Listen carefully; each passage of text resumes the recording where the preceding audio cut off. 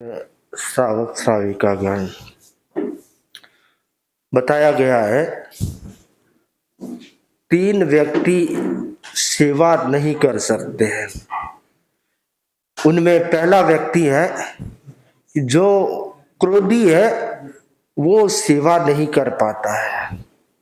जिस व्यक्ति को बहुत तीव्र क्रोध आता है या बहुत शीघ्रता से क्रोध आता है या क्रोध को लंबे समय तक जो टिका कर रखता है, वो व्यक्ति सेवा कैसे कर पाएगा। सेवा में क्रोध नहीं चाहिए, सेवा में विनम्रता चाहिए। बुजुर्ग की सेवा करना है, बुजुर्ग और बालक दोनों को कई बातों में एक समान बताया गया है। बच्चा एक ही बात को बार बार पूछता है और बुजुर्ग भी एक ही बात को बार बार बोलते हैं, भूल जाते हैं। विस्मृति के कारण एक ही बात को बार बार बोलते रहते हैं, कहते रहते हैं। अगर सेवा करने वाले में धैर्य नहीं होता है, सहिष्णुता नहीं होती है, विनम्रता नहीं होती है, तो वह बुजुर्ग की सेवा नहीं कर सकता है। क्यों कि एक की बात को 4 बार बोलेंगे, गुस्सा आ जाएगा, और गुस्सा आ जाएगा तो वापस जवाब देंगे, और वापस जवाब देंगे तो बुजुर्ग के मन को दुख पहुंचेगा। वह दुखी हो जाएगा कि देखो, जिनके लिए मैंने इतना पूरा जीवन खपाया और वो आज मेरे एक ही बात को 4 बार सुनने के लिए तैयार नहीं है। तो बुजुर्गों की सेवा करना है तो उनमें क्रोध नहीं चाहिए। बच्चों को जिस प्रकार कई चीजों का बोध नहीं होता है, भान नहीं रहता है, वैसे ही बुजुर्ग को भी बीमारी या विस्मृति या अवस्था के कारण कई बातों का भान नहीं रहता है। तो जो सेवक होता है, सेवा करने वाला होता है, वह उस चीज को मान के चलता है कि मुझे इनकी सेवा करना है। इनको भान है या नहीं, पर मुझे तो भान है भाई, इनकी अवस्था है, अवस्था के कारण, बीमारी के कारण इनका ऐसा व्यवहार हो रहा है, पर मुझे तो चिड़चिड़ापन नहीं लाना है। इनमें चिड़चिड़ापन हो सकता है, परंतु मैं शांत रहकर इनकी सेवा करूं जिससे ये भी शांत हो जाए। ग्रंथों में कहा गया है कि शांत शिष्य, अगर गुरु क्रोधी है तो उनको भी शांत बना देता है, और क्रोधी शिष्य है तो गुरु शांत है तो उनको भी क्रोधी बना देता है। तो शांत जो सेवक है वो शांत रहकर सेवा करता है, तो सामने वाले का स्वभाव, जो सेवा लेने वाला है, उनका स्वभाव भले उग्र है, तेज है, परंतु धीरे धीरे वो भी शांत होने लग जाते हैं। तो अशांति मिट जाती है और मानसिक समाधि बनी रहती है। मानसिक समाधि सबसे बड़ी सेवा है। भोजन पानी की सेवा शरीर की आवश्यकता है, औषधि की सेवा वह भी शरीर की आवश्यकता हो सकती है, परंतु मन की शांति सबसे बड़ी सेवा है। तो सेवा करने वाला सबसे पहले ये देखता है कि सामने वाले को मन की शांति बनी रहे, समाधि बनी रहे। बड़े बुजुर्गों के प्रति अगर हमारा रेस्पेक्ट का भाव होता है, आदर का भाव होता है और उनकी बात सुन लेने का भाव होता है, तो उनके मन में समाधि बनी रहती है। वर्तमान युग की समस्या क्या है कि परिवारों में, घर में लोग आ जाते हैं, सोफे पर बैठ जाते हैं और सब अपना अपना मोबाइल लेकर बैठ जाते हैं। बेचारे बुजुर्ग माता पिता इंतजार करते रहते हैं, बेटा आएगा, पोता आएगा, बहू आएगी, मेरे पास बैठेगी, बात करेगी, 2 मन की बात करेगी, परंतु किसी को फुर्सत नहीं है मोबाइल से फ्री होने की। मोबाइल से बात करो तो झट से उठा लेंगे, और ऐसे आवाज दे तो 4 बार आवाज देंगे तो 1 बार सुनेंगे या नहीं भी सुनेंगे, कि बोलते रहते हैं, बोलने दो। तो ये उपेक्षा, बुजुर्गों की उपेक्षा जो की जाती है, वह उनके लिए मानसिक असमाधि का, अशांति का कारण बनती है। तो बुजुर्गों की उपेक्षा नहीं होनी चाहिए। उनको क्या चाहिए? समय पर भोजन और सम्मान। बुजुर्गों को सम्मान मिल जाए तो उनके समाधि है।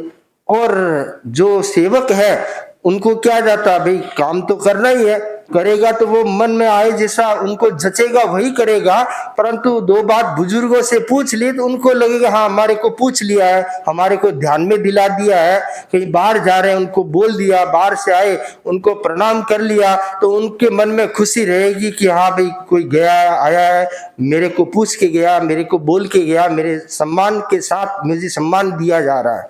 तो बुजुर्गों को सम्मान देने से उनके मानसिक समाधि तनाव कम हो जाता है, और समाधि बनी रहेगी तो दूसरी बीमारियां बीपी हाई नहीं होगी और शुगर हाई नहीं होगा, और घर में व्यक्ति स्वस्थ रहेगा, और स्वस्थ रहेगा तो आप आराम से कहीं जा आ सकते हैं, काम कर सकते हैं, फ्री रह सकते हैं। और घर में कोई बीमार रहेगा तो फिर आप भी बंद जाओगे। तो जरूरी है कि मानसिक समाधि जो सेवा करने वाला है वह क्रोधी नहीं हो, क्रोध करने वाला नहीं हो।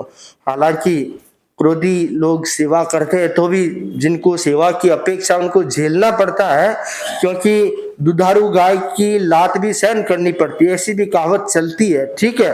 परंतु जब सेवा का भाव होता है तो उसमें मुख्य भाव होता है कि उनको समाधि रहे, शांति रहे, तो उसमें सेवक को हर बात सहन करने का प्रयत्न करना चाहिए, तो वह क्रोध से बचा रहेगा, और क्रोध से बचा रहेगा तो सेवा जो लेने वाला है उसको भी प्रसन्नता होगी। हालांकि जो सेवा ले रहे हैं उनको भी ध्यान देना चाहिए कि सेवा करने वाला अपना समय दे रहा है, सब कुछ मुझे दे रहा है, तो मैं उनका भी रेस्पेक्ट करूं, थोड़ा कुछ 19-21 हो तो उसे मैं झेल लूं।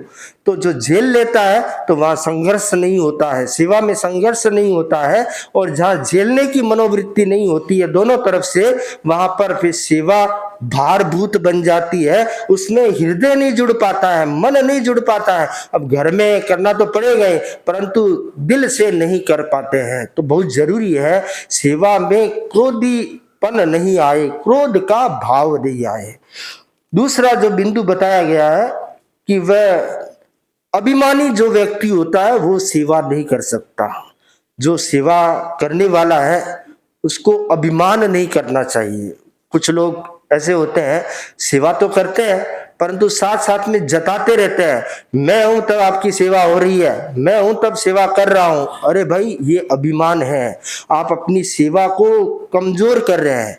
जो सेवा का महत्व इतना बड़ा है, अभिमान करके उस महत्व को खत्म कर रहे हैं। तो सेवा में अभिमान नहीं होना चाहिए, दायित्व भाव होना चाहिए कि मुझे ये सौभाग्य मिला है सेवा करने का। दुनिया में हजारों लाखों करोड़ों लोग हैं, सब लोगों को सेवा का मौका नहीं मिलता है। मैं सौभाग्यशाली हूं, मैं समर्थ हूं, मैं स्वस्थ हूं, सामर्थ्य है, और मुझे सेवा करने, लोगों की सेवा करने का, समाज की सेवा करने का, परिवार की सेवा करने का सौभाग्य प्राप्त हुआ है। तो जो विनम्रता के साथ सेवा करता है उसकी सेवा बहुत फलवान बनती है, और जो अभिमान करता है वह उस सेवा के फल को नष्ट कर देता है।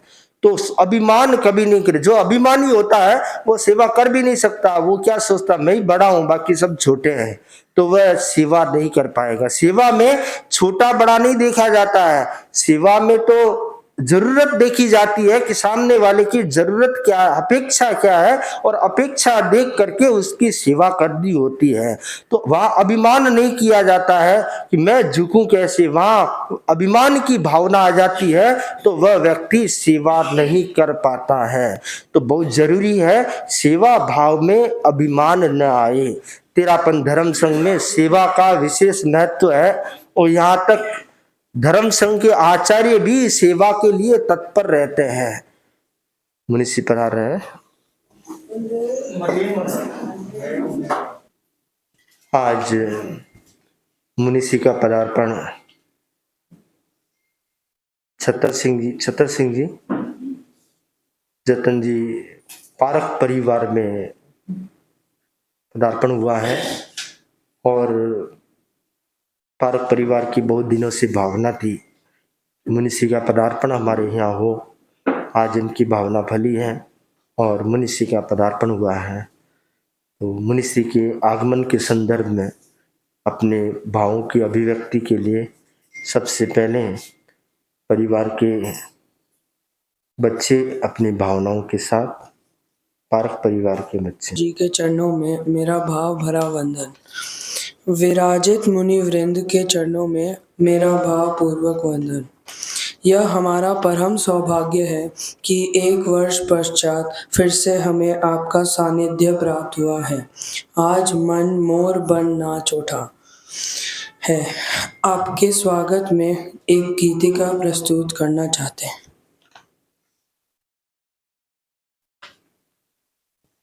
ये हमारे जो आप यहाँ है पधारे, खिल उठी है बगिया दिल की, मन हर्षित हुए हमारे प्रांगण में आपका स्वागत है, कि तन मन से स्वागत है।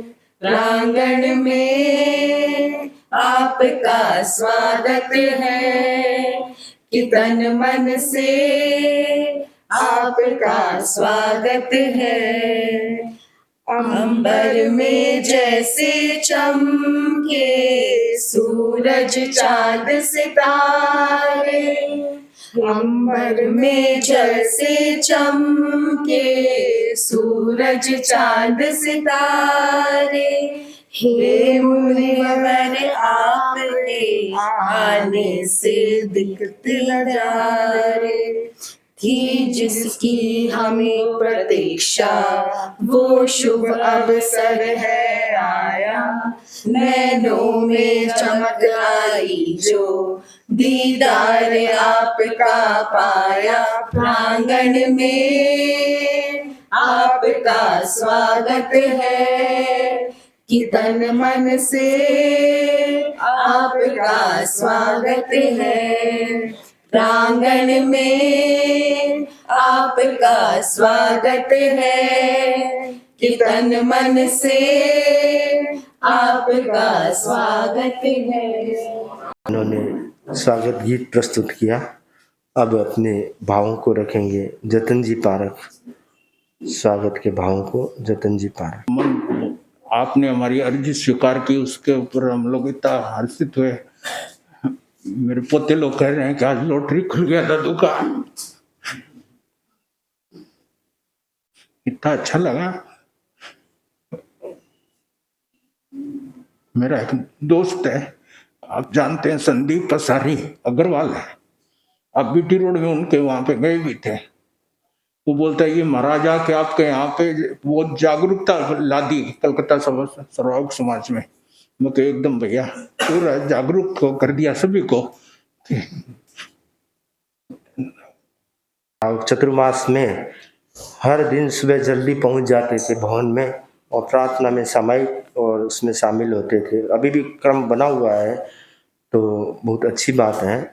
एक एक श्रावक इस प्रकार जुड़ते हैं तो समाज में अपना धीरे धीरे जागृति आने लगती है।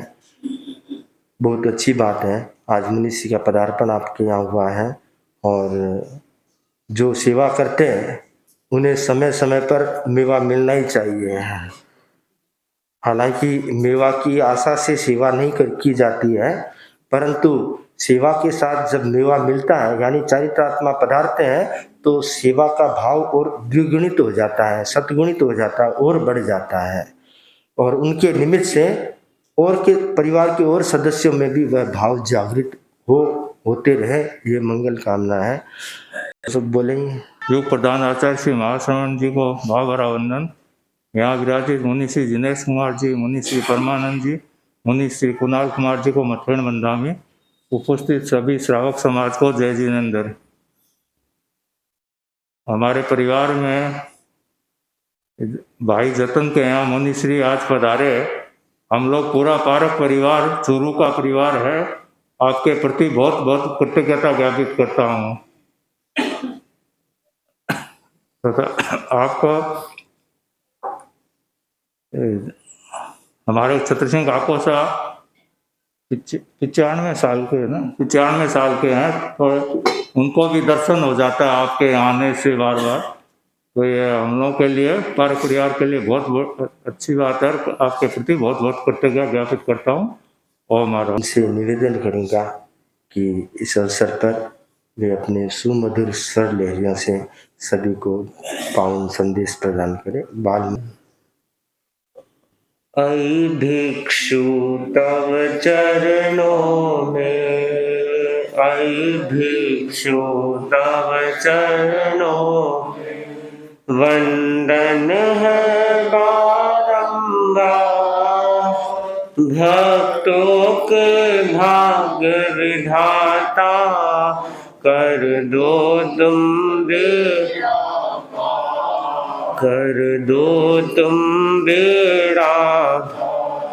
तेरा पथ निर्माता ज्योतिर्मय जीवन था, ज्योतिर्मय जीवन जीने की कला सिखाई, जीने की कला सिखा। बन समकत के दाता भक्तों के भाग्य विधाता कर दो तुम बेड़ा पार, कर दो तुम बेड़ा। श्रद्धा के शुभ भावों से सुमिरण करता हूँ मैं, सुमिरण करता हूँ। ओ सत्य सिंधु के प्रहरी, ओ सत्य सिंधु के प्रहरी, जुड़ जाए तुमसे तार।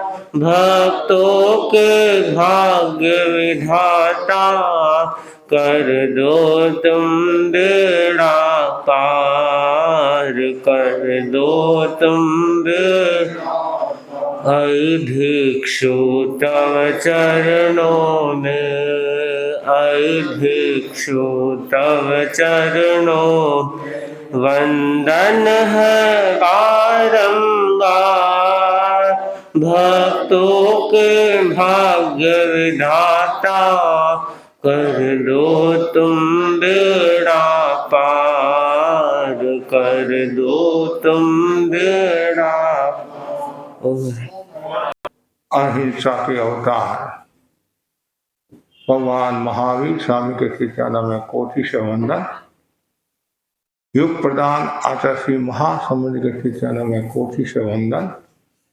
मुनिवृंद, उपस्थित धर्म प्रेमी भाई बहनों, दैनिक प्रवचन के अंतर्गत आज का विषय है 3 मंत्र। 3 मंत्र। अध्यात्म की संगोष्ठी चल रही थी। अनेक शिष्य गुरु के उपवास में थे, गुरु की सन्निधि में बैठे हुए थे और शिष्यों ने वंदना करके कहा, गुरुदेव हमारे को शिक्षा फरमाओ, ऐसा मंत्र दो जिसे हम जन्म मरण की परंपरा से मुक्त हो जाए। अधिकांश शिष्य संसार की बात करने वाले होते हैं, तो कुछ शिष्य ऐसे होते हैं जो आत्मा के उत्थान की बात करते हैं। गुरुदेव मुझे कुछ नहीं चाहिए, संसार की कोई चीज नहीं चाहिए, मुझे ऐसा मंत्र दे दो जिससे मेरी आत्मा का कल्याण हो जाए। और सबके मन में यही भावना रहनी चाहिए। कभी भी आप गुरु के दर्शन करो, संतों के दर्शन करो और यही भावना भाव, मुझे ऐसा कोई मंत्र दो कि मैं जन्म मरण की परंपरा से मुक्त हो जाऊं। गुरु ने शिष्यों के भावों को समझा, जिज्ञासा को समझा और गुरु के मन में आया, शिष्य वास्तव में अपनी आत्मा का कल्याण चाह रहे हैं, आत्मा का उत्थान चाह रहे हैं। इस स्वार्थ से अभिप्रेरित होकर नहीं कह रहे हैं, परमार्थ से अभिप्रेरित होकर कह रहे हैं। तत्काल गुरु ने कहा, शिष्यों सुनो, मैं तुम्हारे को 3 मंत्र दे रहा हूं, उनकी तुम आराधना करना और तुम जन्म मरण की परंपरा से मुक्त हो जाओगे। शिष्य धन्य हो गए, खुश हुए। शिष्य ने कहा गुरुदेव कृपा करके बताओ कि 3 मंत्र कौन से हैं। तब गुरु ने कहा टर जाओ। पहला क्या कहा? टर जाओ, फिर मिल जाओ, फिर मर जाओ। टर जाओ, मिल जाओ और मर जाओ। जैसे ये 3 सूत्र दिए, शिष्य प्रसन्न हुए। फिर शिष्य ने कहा गुरुदेव इसका तात्पर्य क्या है? टर जाओ, मिल जाओ, मर जाओ, इससे आत्मा का कल्याण कैसे होगा? जन्म मरण की परंपरा से हम मुक्त कैसे होंगे? फिर गुरु ने कहा शिष्यों सुनो, टर जाओ इसका अर्थ है सांसारिक मोह से टर जाओ। मिल जाओ, सब जीवों को अपनी आत्मा के समान समझो। मर जाओ, विराट बन जाओ, इच्छा को समाप्त कर दो, जन्म मरण की परंपरा से मुक्त हो जाओगे। जैसे ये 3 मंत्र का भावार्थ समझा और शिष्य इतने गदगद हो गए कि गुरुदेव जन्म जन्म में आपका उपकार नहीं भूलेंगे। जब तक मोक्ष में नहीं जाए तब तक आपका उपकार नहीं भूलेंगे। मोक्ष में जाने के बाद तो फिर रूप दूसरा हो जाता है। पहला है टर जाओ। और ऐसे भी आप कहते हैं महाराज इस व्यक्ति से टलना अच्छा है, इस व्यक्ति से दूर रहना अच्छा है, लेकिन वो एक अलग बात है। यहाँ टर जाओ मतलब संसार की जितनी जो मोह में प्रवृत्तियां हैं, संसारिक जो प्रवृत्तियां हैं, भोग बढ़ाने वाली जो प्रवृत्तियां हैं, संसार बढ़ाने वाली जो प्रवृत्तियां हैं, जिससे राग देश बढ़ता है, ऐसी प्रवृत्तियों से छुटकारा पा लो। मोह का मतलब क्या? गुरुदेव तुलसी ने बहुत सुंदर परिभाषा दी, राग देश परिणति मोह। जहाँ राग देश है उसका नाम मोह। और मोह सबके होता है। जो भी संसारी जीव है जिनके मोहनीय कर्म है तो सबके मोह की संभावना है, राग देश की संभावना है। यहाँ जितने भाई बहन बैठे हैं तो किसी के राग ज्यादा हो सकता है, किसी के द्वेष ज्यादा हो सकता है, किसी के दोनों ज्यादा हो सकते हैं या दोनों कम हो सकते हैं, लेकिन है सबके। क्यों? कि मोहनीय कर्म जब तक क्षीण नहीं होता है तब तक व्यक्ति मोह से ग्रसित रहता है। कम ज्यादा मोह का भाव बना रहता है। तो मोह, जो व्यक्ति मोह को क्षय करता है वह मोक्ष को प्राप्त होता है। मोक्ष किसको कहा गया है? मोक्ष। मोह मतलब मोह, क्षय क्षय करना। जो मोह का क्षय करता है वह मोक्ष को प्राप्त होता है। लेकिन कठिन काम करना तो सरल है। बच्चे को दीक्षा की प्रेरणा देते हैं, इतने में माँ बोल पड़ती, माँ बोलती है नहीं महाराज एक ही तो मेरे लड़का है, वो भी 3 भाइयों में 1 लड़का है, 2 भाइयों में 1 लड़का है और 5 लड़कियां हैं। नहीं तो लड़कियों को दे दो ना, इतना मोह है। तो कुछ जीव ऐसे भी होते हैं, वे कहते हैं महाराज मेरा अहो भाग्य, ऐसा कब दिन आएगा जब मेरे घर से कोई दीक्षा लेकर कुल का नाम रोशन करे और गौरव बढ़ाए और इनके जोग से हम भी तर जाए। लेकिन वो मुश्किल काम है आज्ञा देना। क्यों नहीं देते आज्ञा? मोह के कारण। परीक्षा करना अलग बात है, परीक्षा करो कोई मनाही नहीं है, लेकिन मोह करना अलग बात होती है। कुछ जीवों को इतना मोह होता है, इतना अटैचमेंट होता है। गांधी जन कहते हैं अटैचमेंट काम का नहीं है। आसक्ति, ये आसक्ति है, जांच नहीं सकती है। आसक्ति मतलब आसक्ति है। तो एक बार यदि मोह लग गया, राग लग गया, द्वेष लग गया तो उसे छुटकारा पाना बहुत मुश्किल काम। और कभी कभी मोह के वशीभूत होकर जगने कार्य करने में भी आदमी को संकोच नहीं होता है। एक बहुत पुरानी घटना आती है, संभवतः रामायण में। अयोध्या नगरी, कीर्तिधर राजा, पत्नी का नाम सहदेवी, पत्नी गर्भवती, और कीर्तिधर के मन में आया मुझे मेरी आत्मा का कल्याण करना है तो कैसे करूं। लड़के का जन्म भी हो गया, और फिर मंत्री आदि को जिम्मेदारी देकर मैं संन्यास ले रहा हूं और पीछे लड़के का ध्यान रखना। लड़के का नाम सुकौशल। दीक्षा ले ली, आत्मा का कल्याण करे हैं और मांस खमन की तपस्या। ऐसा लगता है पुराने समय में हल्लुकर्मी जीव ज्यादा होते, जो मांस खमन की तपस्या। एक उपवास भी आज के युग में कभी कभी लोगों को मांस खमन जैसा लग जाता है कि महाराज मांस खमन से कम नहीं है मेरा उपवास।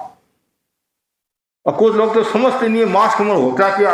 मांस खमन, खमन क्या हमारा खाने का, मांस मैंने 1 महीना 30 खमन खाने का, उसका नाम मांस खमन है? नहीं, मांस खमन है 30 दिन तक निराहार की तपस्या करना। और हमारे यहाँ 27 दिन से लेकर 33 दिन तक की जो तपस्या, 27 से लेकर 33 दिन की तपस्या, उसको मांस खमन की श्रेणी में लिया गया है। तो मांस खमन की तपस्या का पालना और पालना विहार करते करते एकल बिहारी थे, अयोध्या नगरी में पधारे। सबको पता चला, राजा आए, राजा मुनि आए, राजर्षि आए हैं, मुनि आए, सबको प्रसन्नता। घर वालों को तो प्रसन्नता होती है, ज्ञातिजनों को प्रसन्नता होती है, लेकिन गांव के लोगों को भी होती है। अरे सामान्य आदमी है, उनको भी पता चल जाता है कि हमारे गांव के राजा जो मुनि बन के हैं वो वापिस पधारे हैं और गांव को ताड़ने के लिए। और जाकर महारानी को कहा कि आपके संसार पक्षी है पतिदेव जो साधु बन गए हैं और भिक्षा के लिए आए हैं, मांस खमन की तपस्या का पालना है। पत्नी को भी प्रसन्नता होनी चाहिए कि मांस खमन की तपस्या और हमें दर्शन देने के लिए पधारे, लेकिन पत्नी के मन में दूसरा भाव आ गया, सत्कार नहीं करना। कहीं ऐसा ना हो जाए कि सुकौशल को भी लेकर चला जाए, तो फिर मेरे पीछे क्या रहेगा। सुकौशल छोटा है, फिर मैं अकेली क्या करूंगी। तत्काल नौकरों को कहा इसको निकालो, और नहीं निकलता है तो पकड़कर, बोला कहना मतलब धक्का देकर ऐसे। ये सारा दासी देख रही है, ढाई माता देख रही है। उसके मन में आया ये संसार का स्वरूप, नगरी का राजा दूसरे कोई दुर्व्यवहार करे तब तो बात समझ में भी आती है कि भाई, और घर वाले और वही श्रीमती, उनको तो प्रसन्नता होनी चाहिए, खुशी होनी चाहिए। और ढाई माता से रहा नहीं गया, अपनत्व जगह मेरा राजा है, आपकी राजा तो राजा ही है। उसने सुकौशल मुनि को, सुकौशल को ये बात कही कि आपकी माता ने और पिता के साथ ऐसा व्यवहार किया, मुनि आज पधारे हैं, मांस खमन की तपस्या का पालना है और ऐसी स्थिति है। उनको भी बहुत दर्द हुआ और तत्काल उनको छुड़ाया और संसार की नश्वरता को देखकर धिकारे, ऐसे स्वरूप को, संसार के मतलब स्वरूप को धिकारे, और वह भी पिता के साथ चला गया। और जैसे ही मां को पता चला, मां मोह में आ गई, अर्ध ध्यान में आ गई। इतना मोह, इतना अर्ध ध्यान, कहते हैं कूदकर आत्महत्या कर दी। मोह का काम है। और मरकर वह सिंह जंगल में, वन में सिंहनी बनी, शेरनी बनी। और इधर दोनों मुनि, ये भी मुनि बन गया, बेटा भी मुनि बन गया। दोनों साधना करे हैं, आत्मा की आराधना करे हैं, दोनों तपस्या करे हैं। और कार्तिक शुक्ला पूर्णिमा का दिन, और वो मुनिराज पर्वत में, गुफा में उधर चातुर्मास कर रहे थे और पारना के लिए गांव में आ रहे, जंगल को पार करना और जैसे वो जंगल को पार करे हैं और वो सिंहनी, और तत्काल कीर्तिधर मुनि ने सुकौशल मुनि को सजग कर लिया। उपसर्ग होने वाला, उद्धर होने वाला है, बेटा तुम पीछे आ जा, मेरे को आगे आने दे, तुम अभी बच्चा है। जैसे ये कहा सुकौशल मुनि का क्षत्रिय जाग उठा, राजपूत तो थे पिताश्री, मैं क्षत्रिय वंशी हूं, कमजोर नहीं हूं, और मेरे रहते आप आगे कैसे इस मामले में? कहते हैं सुकौशल आगे आया, और इधर उसको पता चला कोई आ रहे हैं, वो बाघनी, बाघनी कहते, बाघनी मतलब बाघनी, और तत्काल भागती और सुकौशल मुनि के ऊपर झपटा मारती है, उसको गिराती है, और खून पी रही है, मांस आदि खा रही है। इधर क्या होता है, वो जैसी वो खून पी रही है, मांस खा रही है, और खाते खाते चिंतन भी बदलता कभी कभी। ये तो परिचित सा लग रहा है, वहां पर हुआ जाति स्मृति ज्ञान हुआ उसको। अरे धिकार है। इधर कीर्तिधर मुनि ने भी कहा समता दो, सुकौशल मुनि ने अपना कल्याण कर दिया। इधर बाघने को उपदेश लग गया, जो जाति स्मृति ज्ञान हो गया, और उसने अनशन किया और मरकर 8वें देवलोक में गई। और इधर कीर्तिधर मुनि ने सारा दृश्य देखा, समता रखी, उन्होंने भी अपनी आत्मा का कल्याण कर दिया। तो मूल जो मैं बात बता रहा था, मोह के कारण व्यक्ति क्या क्या नहीं करता है। ये प्रेरणा देने वाली घटना है कि व्यक्ति को हर परिस्थिति में निर्मोही की साधना करनी चाहिए। इसलिए शिष्यों को पहला जो मंत्र दिया है, टल जाओ, संसारिक मोह में मत फंसो, बंधनों में मत फंसो, और इनसे दूर रहो, कोई किसी का नहीं है। आप कहते हैं ये मेरा है, ये मेरा है, ये मेरा है, बस ये मोह का मूल मंत्र का मैं और मेरा पद, ये मंत्र है। ये मेरा ममत्व, ये मेरा मकान है, ये मेरी दुकान है। कभी छोटे बच्चों को पूछते हैं कि मकान किसका? मेरा मकान है। नहीं, दादा का नहीं है, मेरा। दादा तो मेरे साथ रहते हैं, और मैं कभी भी दादा को निकाल सकता हूं। छोटे छोटे बच्चों को कभी कभी सुनते हैं नहीं तो रूठे खड़े हो जाते हैं। मतलब ये क्यों बात आती है? कहीं न कहीं मोह की संज्ञा है। तो जहां मोह का भाव रहता है, बड़ा कठिन काम है। बच्चों को दीक्षा की भी प्रेरणा देते हैं कि नहीं महाराज, एक बच्चे को कहा तुम साधु बनेगा, वो बोला मैं साधु नहीं बनूंगा, मैं तो दादू बनूंगा। अब बोला तो टल जाओ, बस सांसारिक मोह से टल जाओ, ये पहला सूत्र। दूसरा सूत्र दिया है, मिल जाओ दूध मिश्री की तरह। दूध में मिश्री डालते हैं तो पता ही नहीं चलता, मिश्री दिखती है तो देर बाद में कुछ नहीं। घी डालोगे तो ऊपर तरेगा, तेल डालोगे, कोई चीज में तेल डालोगे तो तरेगा, कोई भी चीज में से। तो दूध मिश्री की तरह मिल जाओ, अर्थात सब जीवों को अपनी आत्मा के समान समझो। कितना सुंदर कहा है। पंडित कौन? आत्मवत सर्वभूतेषु सब पश्यति से पंडित है। जो अपनी आत्मा के समान दूसरों की आत्मा को समझता है वह पंडित है। ऐसे तो शास्त्रों का अध्येता होता है वो पंडित है। तिलक छापा कर दिया मैं पंडित हूं, और थोड़ा सा ये ज्योतिष का जानकार है, टिप्पणा जानता है, मोर्च बताता महाराज मैं बहुत बड़ा पंडित हूं। लेकिन वास्तव में पंडित कौन? जो सबको अपनी आत्मा के समान समझता है। ये जो दर्शन है वो महत्वपूर्ण दर्शन, आत्मवाद, आत्मा की हम चर्चा करते हैं। आत्मा को समझना जरूरी है, और जो व्यक्ति आत्मा को समझ लेता है, सब जीवों को अपनी आत्मा के समान समझता है, तो समझना चाहिए शीघ्र ही उनका कल्याण हो जाएगा, लेकिन होता नहीं है, भेदभाव आ जाता है, ये मेरा है, ये मेरा है, ये मेरा है, बंटवारा होता है। तो छोटी सी बात को लेकर भी कभी कभी इतना बड़ा झगड़ा हो जाता है और कोर्ट कचहरी में चले जाते हैं, नहीं ये मकान मेरा है। एक हीरे को लेकर कभी कभी महाभारत हो जाता है, अंगूठी को लेकर महाभारत हो जाता है, ये तो पिता की चीज है, इसका अधिकार मेरा है।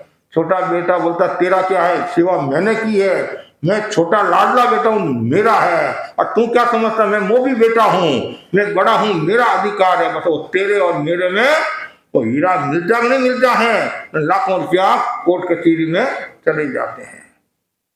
इसलिए व्यक्ति को भाई भतीजावाद भेदभाव से दूर रहना चाहिए। सब मेरी आत्मा के समान है, सब जीव जीना चाहते हैं, मरना कोई नहीं चाहता। 10 प्रकार सूत्र में कहा नहीं, हमारा क्या अधिकार है हम दूसरों को मारे पीटे घायल करे तकलीफ दे। और आपको यदि कोई तकलीफ देता तो आपको दर्द होता नहीं होता है? आप यदि हरियाली वृक्ष से 4 पत्ती तोड़ते हैं, वृक्ष को दर्द होता नहीं होता है? और आपके कोई चांटा मारे तो दर्द होता ही नहीं होता।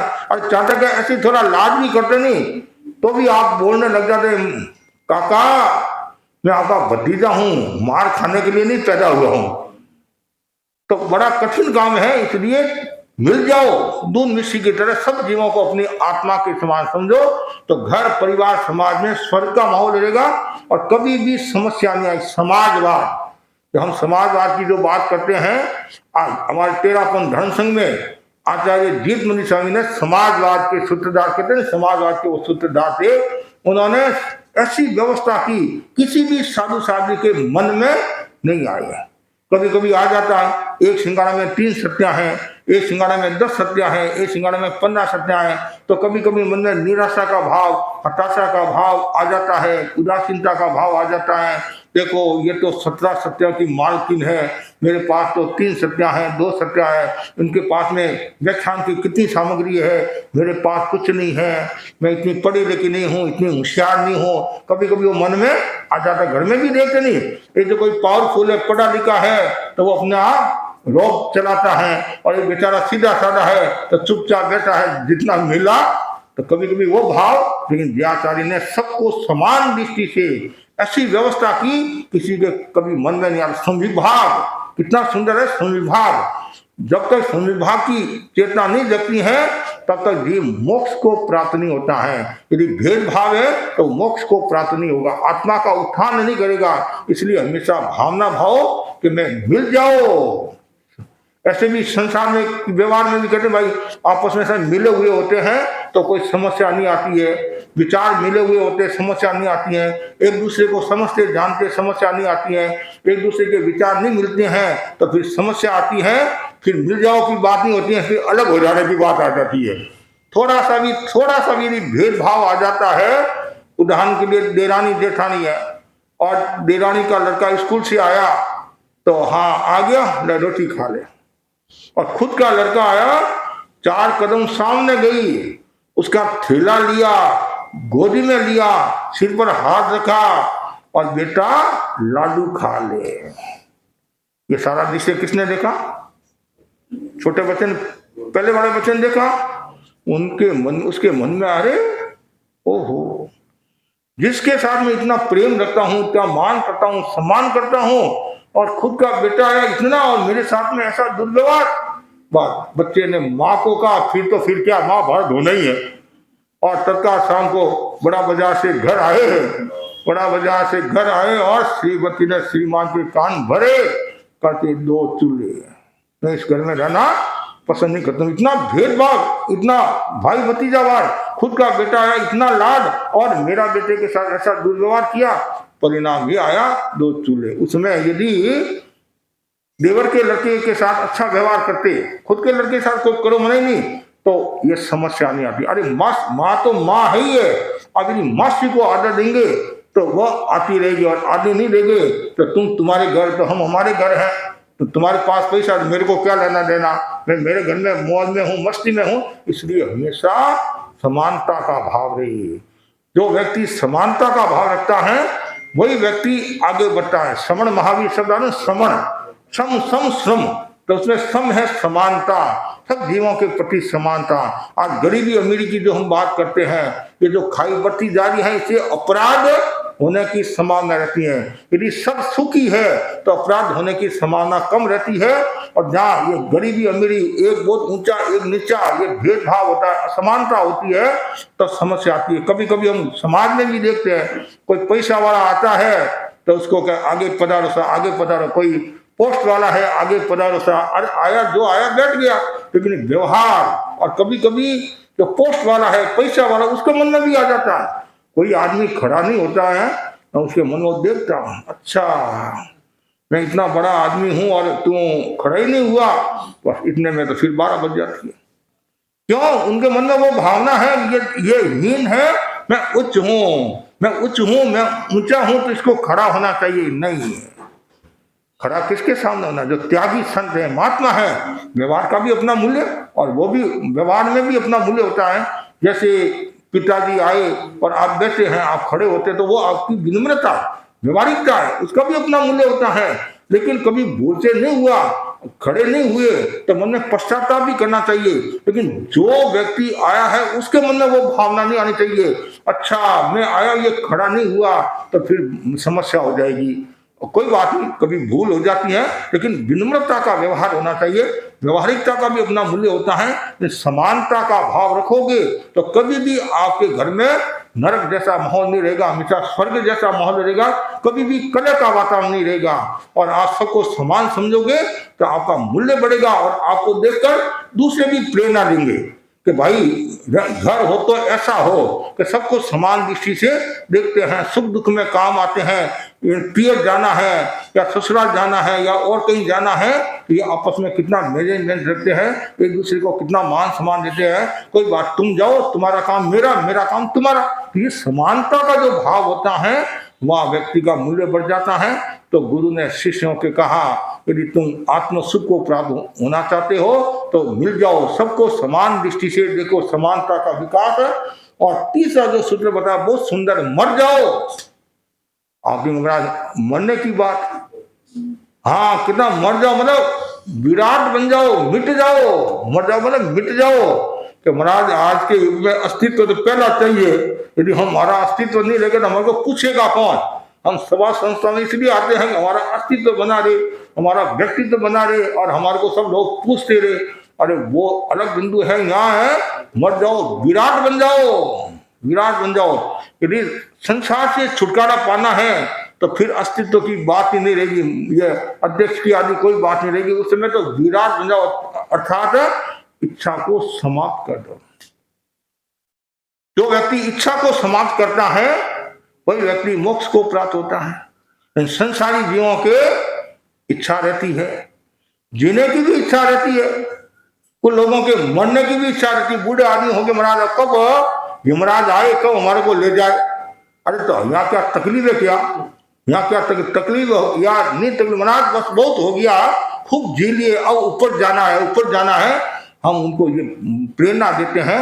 कभी भी ये मन में भावना नहीं आती मैं मर जाऊं, ये कर जाऊं, पर समाधि मरण, ये भावना भाव जाना तो एक दिन है ही है। यदि मैं समाधि मरण के साथ जाऊंगा तो उसका एक अलग मूल्य होगा। एक मैं आर्थ ध्यान में जाऊंगा, रौद्र ध्यान में जाऊंगा, या आवेश में जाऊंगा, क्रोध में जाऊंगा, कषाय में जाऊंगा, तो मेरी गति दुर्गति हो जाएगी। इसलिए हमेशा ये विराट बनो, और कोई प्रकार की मन में इच्छा का भाव नहीं हो, पर एक इच्छा रहे, कौन सी? कि मैं सिद्धि अवस्था मतलब कर्मों का क्षय करूं। ये भावना तो सब में रहनी चाहिए। ये भावना नहीं रहनी चाहिए मैं करोड़पति बन जाऊं, अरबपति बन जाऊं, खरबपति बन जाऊं। कि महाराज आपने तो घर बार छोड़ दिया है, आपको करोड़पति अरबपति से क्या लगा? हम घर में रहते हैं, समाज में रहते हैं, तो ये है तो जथे कटेगी नजर पसारा पैसेरी है पू, जटे कटेगी नजर पसारा पैसेरी है पू। पैसे वाले रे दुनिया में रे ऊंची मूत, पैसा ठन ठना ठन ठन बाजे रे, बाजे रे। कहीं भी जाओ महाराज, पैसा है तो सब कुछ है, रोकड़ा है तो डोकरा ही पड़ी जाओ। और रोकड़ा नहीं है तो छोकरा ही तुम्हारा फिरे है, और रोकड़ा है तो चाहे वो कैसा ही आदमी है, शायद दुराचारी है, गलत आदमी है, तो भी कहेंगे पधारो साहब पधारो साहब। रोकड़ा नहीं है तो सदाचारी आदमी है, तभी कहें अभी नहीं, फिर बाद में बात करेंगे, बाद में बात करेंगे, अभी मैं आवश्यक काम कर रहा हूँ। कितना है, ठीक है। संसारी जीवों के लिए पैसा का मूल्य होता है। और भाई ने भी कहा था कि मेरे पास पैसा नहीं था तब मुझे क्या कहते थे, वो आप लोग जानते भी होंगे, रुपया थारा 3 नाम परसियो परस परस राम, ऐसा सुना है। ये बालोतरा की घटना है, परशुराम जी अग्रवाल की, ऐसा सुना है। तो उन्होंने किसी को कहा होगा, तो और किसी से आगे आगे से बात है कि जब मेरे पास पैसा नहीं था तो कहते एक परसिया इधर आ, थोड़ा पैसा हुआ पर्चा इधर आ, फिर ज्यादा पैसा हो गया परशुराम जी पधारो। देखो रुपया थारा 3 नाम परसियो परस परशुराम। ऐसी एक क्षेत्र की और घटना है, एक कन्या इधर आ, फिर पैसा हुआ कंजी इधर आओ, तो और ज्यादा पैसा हुआ कुंदनवली इधर आओ, और ज्यादा पैसे हुआ के साह पधारो। देखो कितना, तो सारा खेल है और आपस में रहता ही है, मन में भी रहता है। लेकिन संसारी जीवों के रहता है, आप कोई किसी को देखता है, अच्छे कपड़े पहने हुए देखता है, बंगले को देखता है, व्यापार को देखता है, तो संसारी जीवों के मन में ये आता है। लेकिन संसार जीवों के ये मन में कम आता है कि भाई ये इतनी समाई करता है, इतना 25 वर्ष सीखता है, इतनी सेवा करता है, तपस्या करता है, वो मैं करूं। ऐसे तो विरले होते हैं। ज्यादातर तो पदार्थ के प्रति आकर्षण वाले ज्यादा होते हैं। छोटे बच्चे होते हैं, उनके मन में भी वही भावना रहती है, मैं अरबपति करूं, ये बनूं वो बनूं। और 4-5 बच्चे खड़े थे, थोड़े बड़े भी थे। एक बोला मैं लखपति हूँ, दूसरा बोला मैं करोड़पति हूँ, तीसरा बोला मैं अरबपति हूँ, चौथा बोला मैं खड़गपति हूँ, पांचवा बोला भाई तुम लखपति हो, करोड़पति हो, अरबपति हो, खड़गपति हो, मैं तो मेरी लुगाई का पति हूँ। तो पति तो है, मतलब सबके मन में संज्ञा तो है नहीं।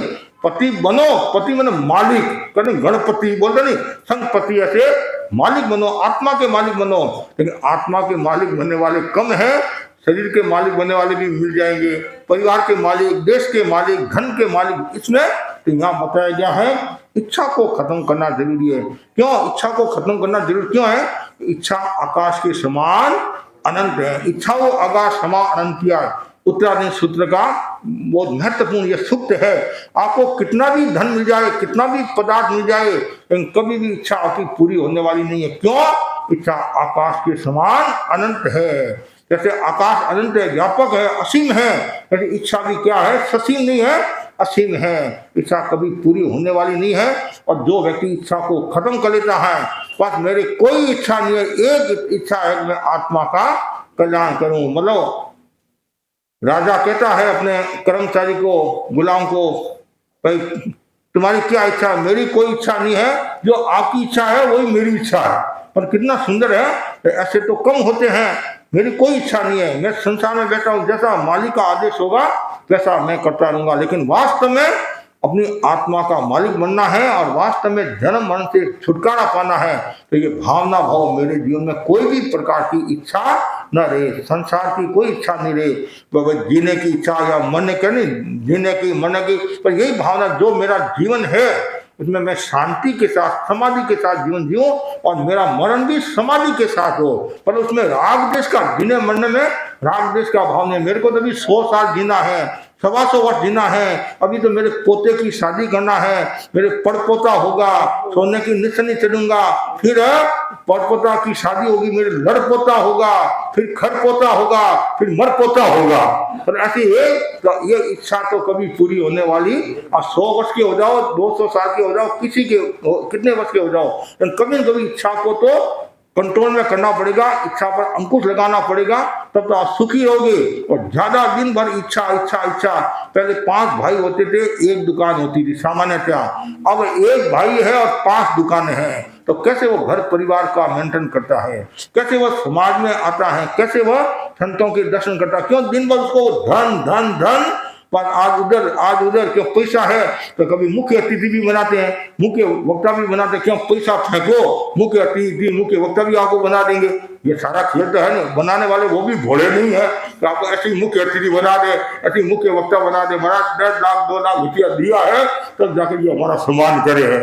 तो ये एक दूसरे का है। देखो वो भी समझते हैं, आप भी समझते हैं, लेकिन हमें यदि विराट होना है तो ये मर जाओ मिट जाओ, मुझे और कुछ नहीं चाहिए, बस केवल आत्मा की आराधना करना है, मोक्ष को प्राप्त होना है। ये 3 बहुत महत्वपूर्ण सूत्र है, 3 मंत्र है। टल जाओ, मिल जाओ और मर जाओ, विराट बन जाओ और इच्छा को खत्म कर दो। तो ये भावना सबके मन में रहनी चाहिए। और जो व्यक्ति मोह को छोड़ता है और निर्मोही बन जाता है तो वो उसी भाव में मोक्ष को प्राप्त हो जाता है। कि मोह बाद में गुणस्थान में क्षीण हुआ तो फिर उसके बाद में तो उनको केवल ज्ञान हो जाएगा। 13 गुणस्थान के प्रथम समय में 3 घाती कर्मों का क्षय हुआ और केवल ज्ञान हो जाएगा। तो मोह को छोड़ना जरूरी है। और ऐसे ही सब जीवों का समान रूप से देखो।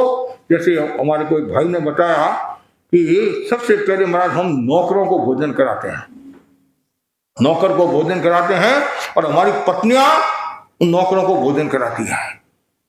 अब आपको आश्चर्य होगा, तो नौकर आपको भोजन कराते सामान्य महाराज इनके भरोसे तो हम आगे बढ़ रहे। आप दुकान में नौकर है, घर सारा काम काज, हम तो गाड़ियों में घूमते हैं, काम तो यही करते हैं, इनके जोक से तो हम इतने आगे बढ़े हैं। कितनी गहरी बात है कि हर एक समझ रहे तो न्याल हो जाए। और आज घरों में कभी कभी देखते हैं कोई चीज के भी हाथ लगा देता है तो भी कभी समस्या आ जाती है कि किसको पूछ कर हाथ लगाया, कि किसको पूछ कर आप टेबल पर बैठ गए। ऐसे लोग भी मिल जाते हैं। तो कुछ ऐसे लोग नहीं, पहले नौकर का समान। नौकर का क्यों? नौकर हमारी कितनी सेवा करता है, हमारा कितना ध्यान रखता है। और कुछ तो ऐसे लोग हैं नौकरों के और मुनिमों के भरोसे 2-2, 3-3 मिनट छोड़कर भी चले जाते हैं। मुझे विश्वास है ये हमारे नौकर एकदम, तो उन नौकरों का समान मतलब तो ये समानता होगी। जैसा इसका दर्द है वैसा मेरा दर्द है। कभी कभी ऐसा भी सुनने में आता है कोई मुनि में है, नौकर है, उनके घर में कोई घटना घट गई, कोई नुकसान हो गया या दुर्घटना में कुछ ऐसा हो गया तो 10-20 लाख का खर्चा है, तत्काल वह सेठ है उनकी पूर्ति कर देता है। नहीं, तुम मेरा इतने वर्षों से और सेवा दे रहा है, ये कर दो, मेरा नैतिक कर्तव्य। समानता होती है या सुख दुख में काम आता है तो उस व्यक्ति का मूल्य हो जाता है। और फिर लास्ट में एकदम मिट जाओ, बस कोई चाह नहीं, केवल आत्मा की आराधना।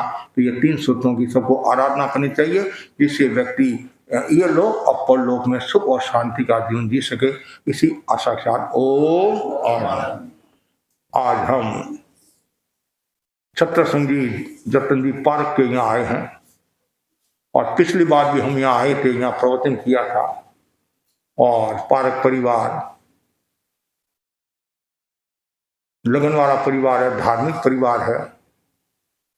और जतन जी प्राय जैसे संतों ने कहा सुबह जो हमारे तेरापन भवन में समाई होती है और भी जगह जगह मंगलवार है आदि है, समय समय पर दर्शन व्याख्यान सुनते रहते हैं, आते रहते हैं। और जतन जी की भावना भी थी, कई बार अर्ज भी की, तो मैंने कहा ठीक है जैसा अवसर होगा। ये बड़ा शहर है, सबको राजी रखना होता है और सब खाली एक एक को राजी रखेंगे तो लोग भी क्या करने लग जाएंगे, महाराज भी भेदभाव करते हैं, महाराज भी मुंडो देख के तिलक काटे है नहीं। कभी कभी तो हमारे को तो सब ध्यान रखना पड़ता है, लेकिन कभी कभी क्या होता है भक्ति को भी देखना पड़ता है। तो उसमें वो नहीं देखा जाता है, भक्ति है तो 4 बार ही आ जाते हैं और भक्ति नहीं होती है तो हमारा कर्तव्य वो तो हम करते ही है। हमारे बड़े संत फरमाते थे मोहन लाल स्वामी कि एक बार तो सब घरों में जाकर आ जाना, सामान्यतया सुख के समाज है। फिर जैसा अवसर हो, अब ज्यादा भक्ति है तो फिर बार बार अर्ज करता है, बार बार सेवा करता है। तो कभी कभी क्या होता है शारीरिक स्वास्थ्य अनुकूल नहीं है, फिर भी व्यक्ति इतनी सेवा करता है तो हमारे साधु संत बहुत उनको मान देते, सम्मान देते। धीरे धीरे यदि 2 मंजिल पर है, 3 मंजिल पर है, नहीं जरूर जाऊंगा, ये इतनी सेवा करता है। तो दूसरा कोई कह सकता है कि हमारे तो आए नहीं, इनके घर चले गए। अरे भाई तुम भी जानते हो और हम भी जानते हैं और जनता भी जानती है, जनता भी। और कुछ लोग कहते भी है मेरा जो सेवा करता है तो मेवा पावेगा, करे सेवा पावे मेवा, कहते नहीं मेवा का। तो ये लोग सेवा करते हैं, अर्ज करते रहते हैं। तो मैं पूरे परिवार पारक परिवार के प्रति मंगल। और इनकी बहन के यहाँ भी हम काफी रहे, हाँ दुगड़, हाँ भाई के यहाँ तो 1-2 बार, बहन के यहाँ तो 18 दिन रहे। हाँ वही 18 दिन और फिर 2 दिन और रहने का भाव है, विक्टोरिया स्ट्रीट में रहने का भाव है। तो ये हमारे राजलेश्वर का परिवार है, दुगड़ परिवार है। और बहन भाई और बहन के भी लगन है, भाने दादी के भी लगन है बच्चों के। तो ये शहर आज आना हो गया और सबके प्रति खूब आध्यात्मिक मंगल कामना करता हूँ।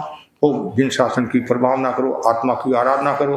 और इनके परिवार के हमारे अशोक जी है, अशोक जी हमारे जो टोलीगंज सभा के अध्यक्ष है, वो सीधे भद्र है और इनके मन में भी तरफ रहती है कि साधु संत पधारते रहे। अभी मर्यादा महोत्सव का भव्य कार्यक्रम कराया और भी अनेक कार्यक्रम वहाँ हुए। इनके प्रति मंगल कामना, आशा जो भी परिवार वाले हैं सबके प्रति खूब आध्यात्मिक मंगल कामना। खूब शासन की प्रभावना करो, आत्मा की आराधना करो। तो पोते हैं, बेटे हैं, बुआ हैं, उनके प्रति भी खूब आध्यात्मिक मंगल कामना। खूब शासन की प्रभावना करो और धर्म आराधना करो और सभा संस्थाओं से जुड़े रहो और संघ की सेवा करते रहो। इसी आशा के साथ ओम है। नवीन जी दो चाहे बहुत सेवा करते हैं, आचार्यों की भी सेवा करते हैं, साधु संतों की भी सेवा करते हैं, धर्म आराधना भी करते हैं और व्याख्यान भी सुनते हैं और सुबह की समाज भी करते हैं और व्यापार भी संभालते हैं। मतलब सब अपना। और ये हमारे ये गोलशाह गुलाब सिंह जी गोल, मतलब रामलाल जी गोलसे का द्वैत हो गए नहीं।